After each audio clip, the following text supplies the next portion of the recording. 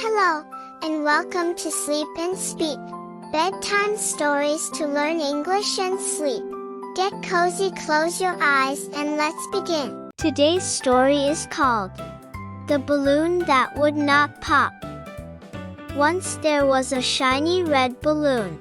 Children at a birthday party tried to pop it with sticks. They squeezed it and squashed it. But the balloon only laughed and bounced away.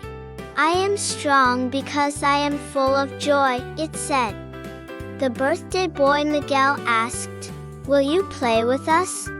The balloon spun in circles, making everyone laugh.